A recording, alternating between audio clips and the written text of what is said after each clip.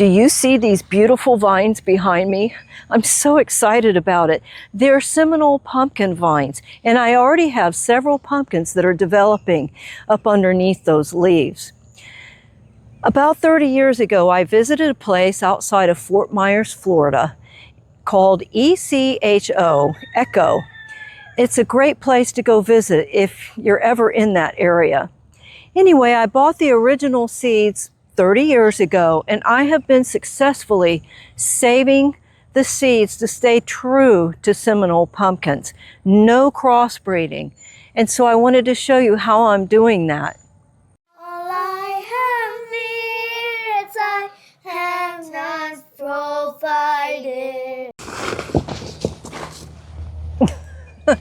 I started my pumpkin seeds right at the edge of some compost that I was processing. It was pretty much finished.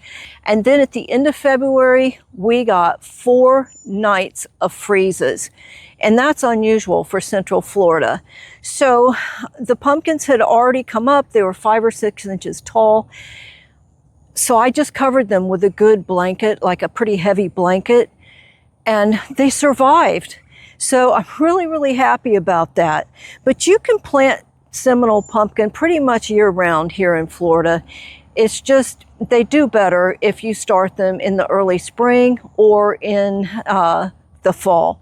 So the original plants were planted here, and as you can see, they are just spreading and spreading and spreading. They've gone around the banana trees, and now they're headed for my garden, and that's okay. They will continue to grow throughout the summer, and then in my experience, they'll start dying off toward the end of the summer. But if they can have a little bit of shade, they may last all the way until fall.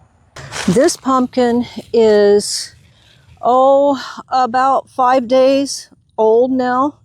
This is what Seminole pumpkin should look like. Nice and round, like a regular pumpkin.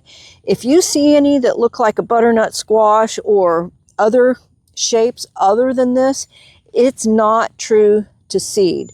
This is true to seed. This is what your Seminole pumpkin should be looking like.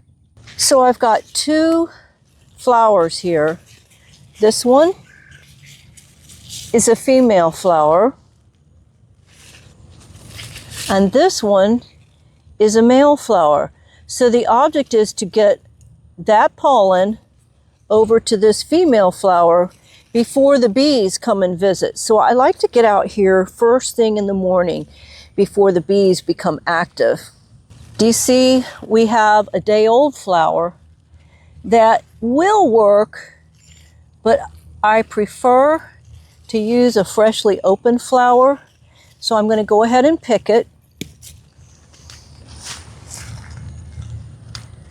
Peel off the flower petals.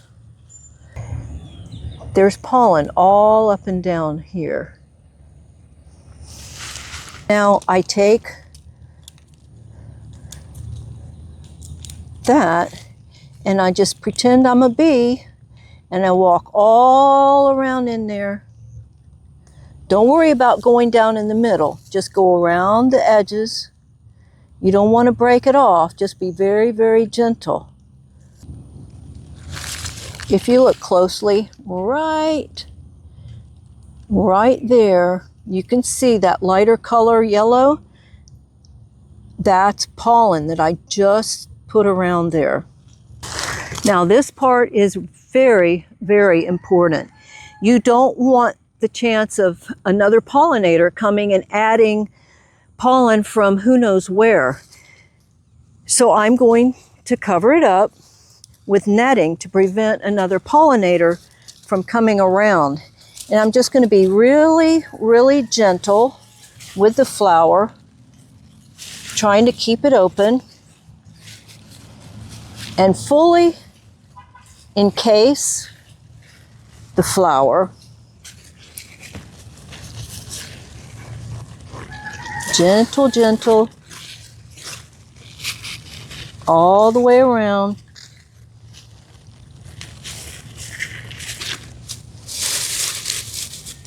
And I'm going to keep that netting on until the flower falls off the fruit.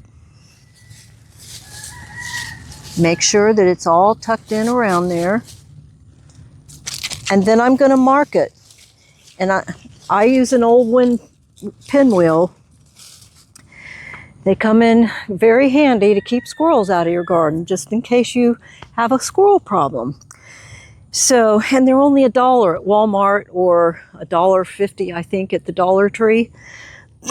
And they'll last several seasons.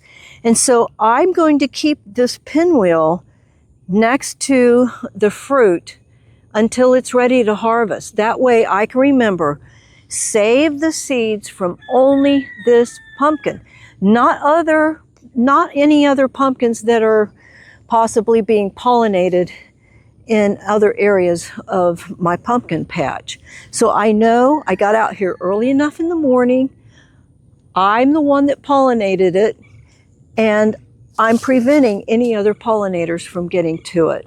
And that is how you can make sure that your seeds are true from generation to generation. I normally don't grow squash in the springtime because it's so susceptible to powdery mildew. But this one was volunteer, and I decided just to see what it is. I really don't know what kind of squash it is. But you see, it does have the male flowers here already, and I can't tell what kind of squash it is from the flowers. So this is an example. If you're growing squash at the same time that you're growing another variety that you want to save the seeds from, you're going to have to encase it in netting. And first thing in the morning before the pollinators come out. And if there's any doubt that another pollinator could have gotten to the one that you want to save, then you can't save it because you know, it could be a mystery pumpkin squash, and pumpkins do cross-pollinate with squashes. This is the other side of my banana trees that are there, and you see these big, beautiful vines are now coming into the garden. The cool thing about Seminole pumpkins is they take root as they grow, and so even if the old pumpkin vines die off, these new ones have got roots, and they'll continue to spread and spread and spread. So this is an area of my garden where it's pretty much anything goes. I've got some volunteer tomatoes. I don't know the variety. They're volunteer. I don't remember where they could have come from.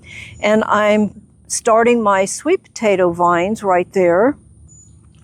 And there's a papaya tree and onions and beans. Everything goes in this little corner here. So it's just a very fertile area of my garden, and I know the Seminole pumpkins are really enjoying the fertile soil that's here. If you're interested in some of my pumpkin seeds, please leave a comment that you would be interested, and then I will send you, how do I do that?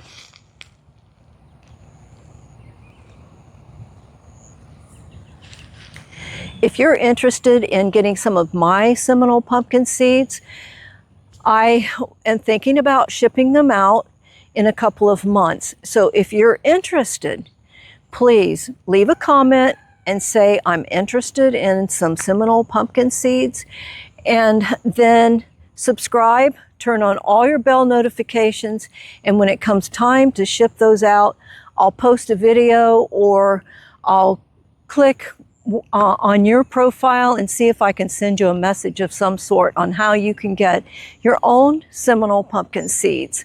So thanks for watching. I have over 200 videos, so you might as well subscribe anyway. And please take just a moment and give it a green thumbs up. It really does help.